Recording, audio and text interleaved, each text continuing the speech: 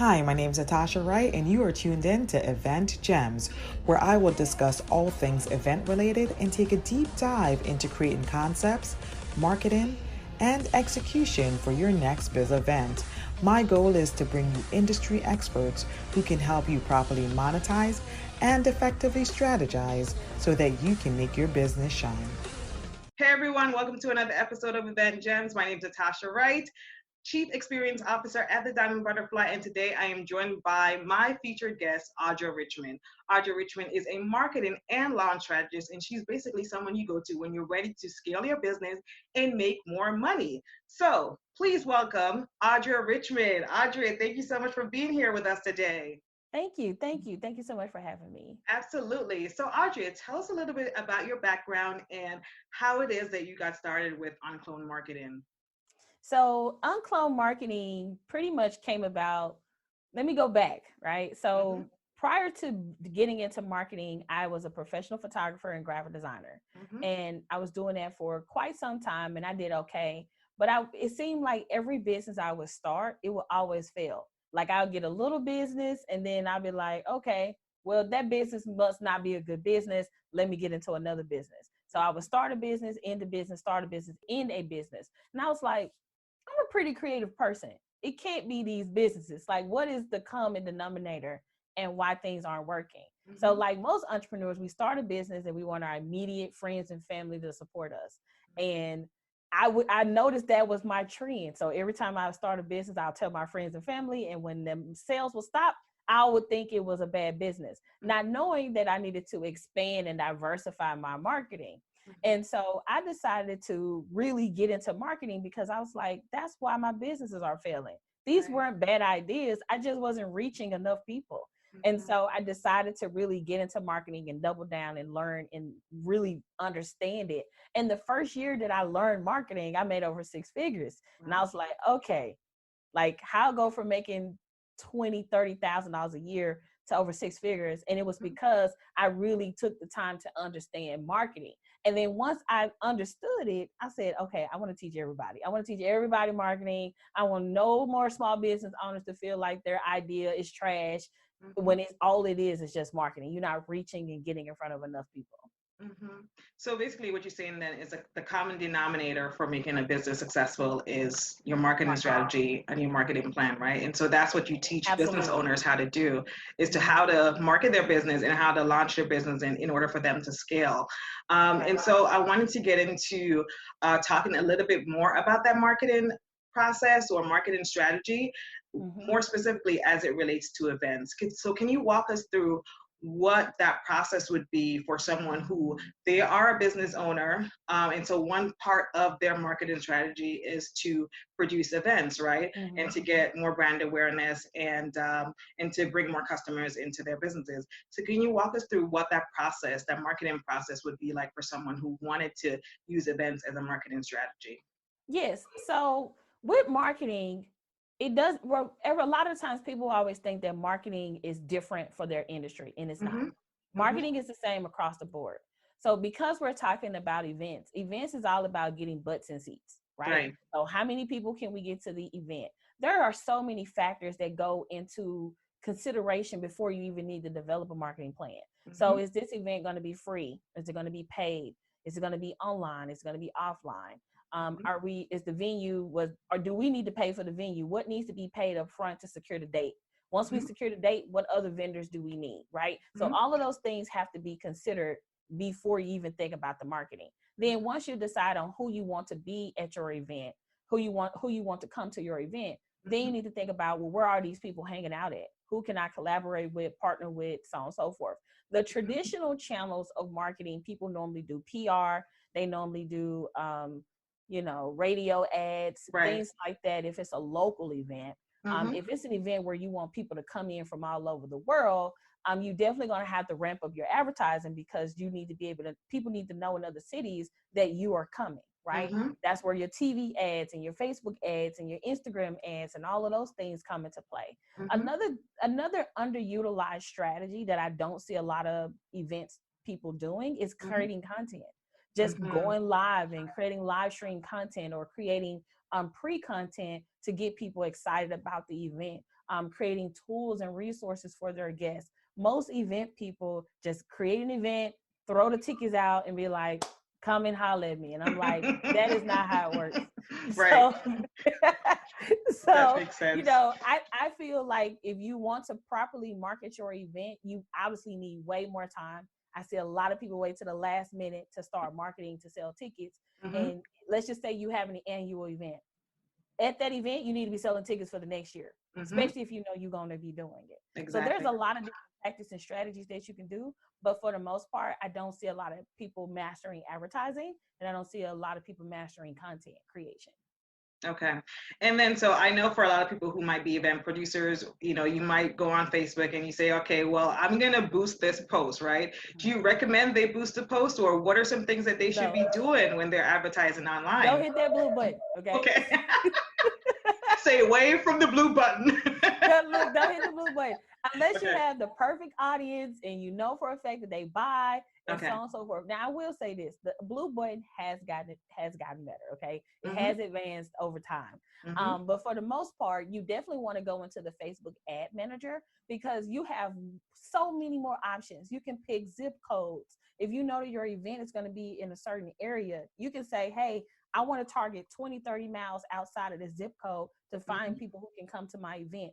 Or if you know that your event is going to be in Atlanta, as an example, you may want to target North Carolina or South Carolina. You might want to target Alabama, Nashville, Memphis, all of the cities where people would actually drive to your event. And so the only way to do that is to be able to say, okay, I want to target people in New Orleans. I want to target people in Nashville, so on and so forth. And so you don't have that kind of capability with the blue button. You also can go down to interest. If your event is about fashion, then maybe you need to find people who are into fashion. They might like other fashion brands.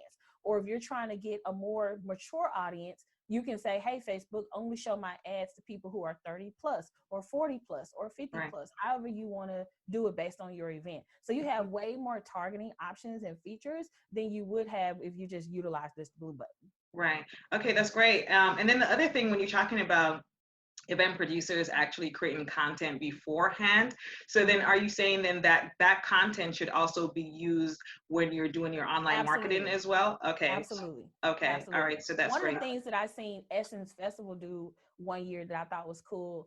When you come to Essence Festival, you have to have like a clear bag. You can't bring like a regular purse.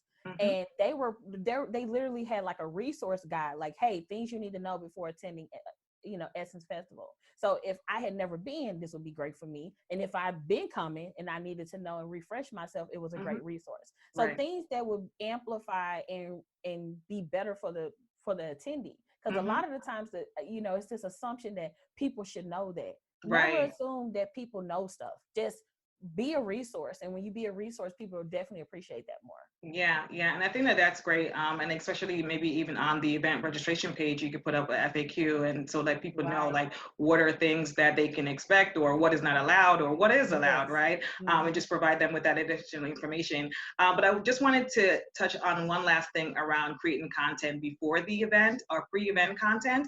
How do you create that content, right? Because there's a thin line between like giving too much away before the event and still wanting people to come in and experience the information that you want to give, right? So how do you deal with that when you're doing maybe releasing content, maybe for information about the event, or releasing, or maybe doing interviews with speakers? How do you mitigate that thin line?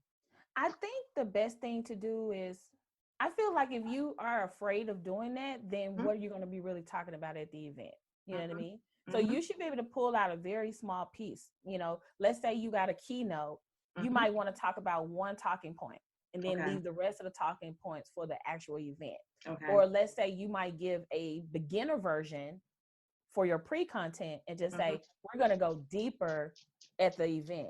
Or you might say, hey, I'm going to give you 3 strategies, but this is 3 of 20. When you come to the event, I'm going to give you 20. So it's kind of like teaser content. Like, oh, okay. Oh, she dropping nuggets. Oh, that's fire. Because you want to think about it. If you can give your attendees a win before they even come, you already know it's going to be amplified when they actually get to the event. Exactly, exactly. Okay, so that's great. So one of the other things about like being able to get butts in the seats is around branding, right? I think that that's so important Yes. for an event is really good branding. You have a lot of people, they have really good flyers, right? But then when you get to the event, that is not consistent across the board. So Right. let's talk about how do we have consistency with branding from the point of whether it be your flyer, your event page, and bringing that branding all the way through to the actual event and after. Can you talk about what that process might be and how small business owners can develop that branding strategy for themselves? Okay. So there's a lot of strategies. So the Mm-hmm. first thing you want to do is create a branding event style guide. Mm-hmm. Your branding event style guide should have the event logo, any event colors, and any event brand elements. So this could be different, characteristics like patterns and elements and icons, things that are going to be very consistent throughout the entire experience. Mm-hmm. So, and then you want to have more than one flyer. You should have a flyer for every speaker. You should have a general flyer that encompasses all speakers. You should have some flyers that don't have people on it, period. You should also make sure that your event website is a representation of what I've seen on the flyer. I don't Right. want to, like you said, I don't want to see an amazing flyer and then get to a trash website. Right. So, and then on top of that, when I get to your event, that branding and that color and that consistency should still be consistent when I get to the event. What does my badge look like? What does my event guide look like? Or my booklet, if I'm even going to get one? What do the banners and the resources look like in there? Is there proper signage at your event? It's been times where I get to events, I'm like, where is the event? And I have to loop around and, having proper signage. Another thing you want to think about is like your vendors. Don't be putting your vendors in the dungeon. It's not cool because I paid you money to be at your event. So make sure that the people who are supporting your event are in the proper location and can get traffic. Yeah. So from a branding perspective, you definitely want to make sure that it's consistent. But the best way to do that is to create an event branding style guide. So if you don't know what I'm talking about, you can literally go to Google and type in event branding style guide. And a lot of these huge conferences that we see, they actually have one. You will notice like with Essence Festival, all of their graphics look the same. All of the graphics look the same at the event. All the social media graphics look the same. If they're streaming the event, those graphics look like the event graphics. So the way that they are making that consistent is to have an event branding style guide. Okay, that's great. And one of the things, so I know this, that you posted somewhere on social media, it might have been a while ago, and you said that you hadn't done your own event. You had been in business for many years, but you hadn't actually produced your own event, right? And so now that you have, and I have seen some of the images and the pictures from that, and it looks beautiful. I mean, your branding is consistent throughout, whether it be from, if you follow you on Facebook and you step into your event, it's exactly the same. It's vibrant, it's energetic, and it's really magnetic, and I love it. I love everything that you do with your branding at the event. So I think it's great. But can you talk about why it is that you waited for a while before producing your own event? And on the other side of that, what have you seen the benefits to be of actually producing your own event? Okay, so let me give clarity. Prior to my event, I had produced events for other brands, not for my current marketing brand. So this was like my first big event for my marketing brand.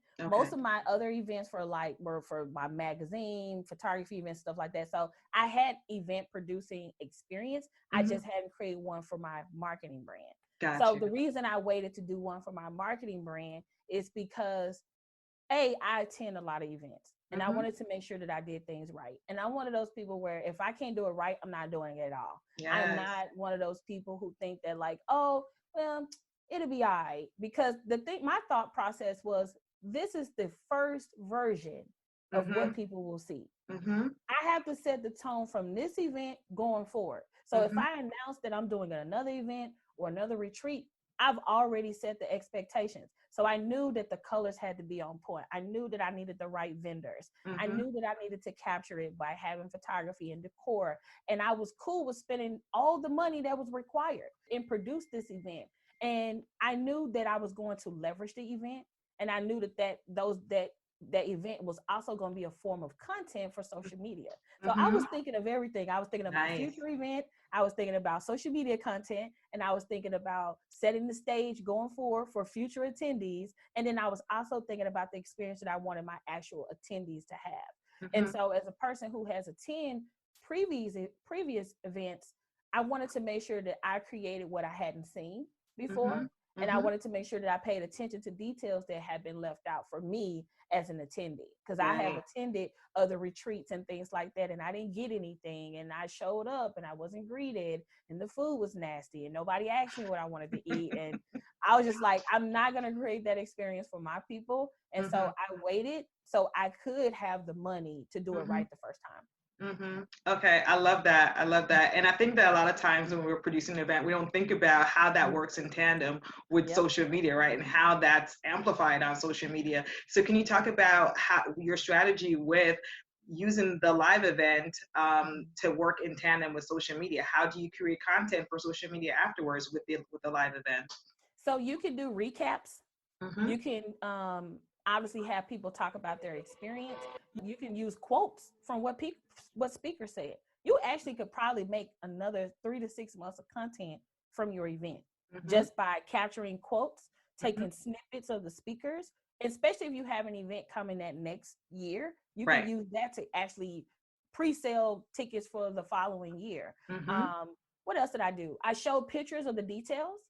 So because it made people say, when is the next event? Yes. Girl, this is fire.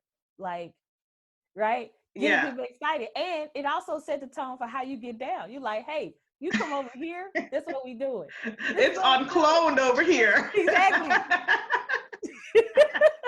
I love it. So yeah. So can you talk about that and talk about the uncloned mindset? You know, what is the uncloned mindset and that leads you to be able to market in an uncloned way? Well, before I even got UnCloned, I had to get to a place where I trust myself. I feel like as entrepreneurs, we don't trust ourselves or our ideas, and we tend to lean on our industry, our peers, and our families to help us make creative decisions. So you may have an amazing idea and you might run it by your husband, and your husband might be like, oh, that's trash. I don't like it. And you won't even do it. But that could be the thing that makes you the next billionaire. But because you are listening and getting so much input from so many people, we tend to not trust ourselves. We tend to overthink, and we tend to not take action. So when I became UnCloned, I decided to trust myself. I decided to be the first to do it first. That simply means that you may not find a Google version of what you're trying to do. You can't go to Google and search what you plan on doing. You may be inventing it for the first time, right? And the next thing, as far as having an uncloned mindset, is to challenge the norms. If everybody is going left, go right. I had someone that I had a meeting with. She was like, oh, you're bright, you're bold, you're in people's face. Absolutely. That's the vibe. You have to be. Right. And even when I go, I'm gonna be honest with you, even when I go into like events and stuff, or like I'll be rocking my apparel, like my bright jacket, and get on these muted colors, and they're like, who is this chick? Like, what? You stand out.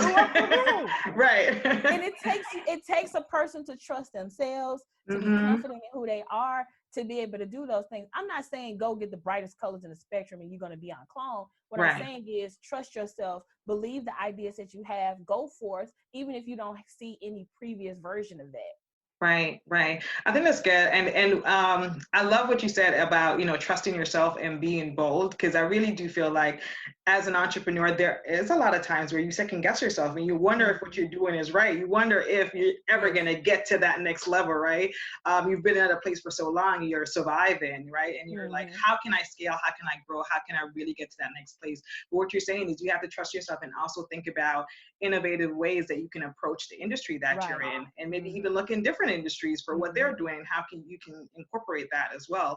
And so one of our listeners, they posed a question and they were asking, how is it that, for example, if you do an event and you're trying to be creative, right? You have creative elements that people are so used to and they keep coming back for that year after year. But how do you keep innovating and keep being creative? How do you keep fresh ideas coming year after year so that people can come back and expect to be wowed or awed and have just as a memorable experience as they had the first time they came out? Well, the first thing is you have to be constantly educating yourself and being in new environments and new experiences. A lot of the times, if you're lacking innovation or creativity, it's because you're not doing anything new. So if you want to keep that going and keep yourself refreshed, you have to be putting yourself in creative environments. That means going to, if you're so used to going to $1,000 events, go to a $2,000 event, see how they get down. If, and then, what the $5,000 event look like, what the $10,000 event look like. Like Woo, you have to. That's a money mindset shift right there. Exactly. Just shift after shift, right? But you have to get to a point where you, again, it goes back to trust. You got to be able to trust yourself. You got to be able to trust your ideas. Yeah. And you got to also be able to bring in the tech. There are a lot of people who are just, still doing paper and signups when I get to your event. That's so 1990. You got to get with the times. And so that also means you need to keep yourself abreast to technology at events and all of the things you can do from a technology perspective. Okay, awesome. Well, thank you so much, Audria Richmond, for this interview. It was wonderful. Please let us know what's one last gem that you want to drop. It could be about events, personal development, anything. Let us know one last gem that you want to leave with us. I would definitely say trust yourself. I feel like a lot of ideas are at that level, right? When you begin to trust yourself, people gonna be like, well, you normally used to call me and ask me for my opinion. Now you just do it. Bingo. I definitely want entrepreneurs to get to a place where they trust themselves, because that's when we're going to see innovation. Awesome. Well, every time I say this is going to be the last thing, but I hear something else, and then I want to delve a little bit deeper into that. How do you get to a place where you can trust yourself, where you truly trust yourself? What is it that you do that allowed you to be in that space? I've come up with an idea and I don't run it by anybody, and I just take action. Because I used to be that person that come up with an idea and I would call, hey, mama, what you think? Hey, husband, what you think? Hey, sister, what you think? And I done got talked out of the event or talked out of the idea. And now I'm back to square one. Like, now you try to think of a new idea. Right. And you in this repetitive cycle over and over and over. And I just got to a point where I was like, no, I'm got an idea. I think it's going to be awesome. And then I'll do it. And it was awesome. So you just got to trust yourself. Yeah, so trust yourself and take action. That's what I heard. I love it. I love it. Thank you so much, Audria, for being here. Please let people know how they can stay connected with you on social media or anywhere else. I am Audria Richmond across all platforms. So you can find me at my website, which is Audria Richmond, and all social media platforms as Audria Richmond. Awesome. Thank you, everyone, for joining us on another episode of Event Gems. We'll see you soon. Bye.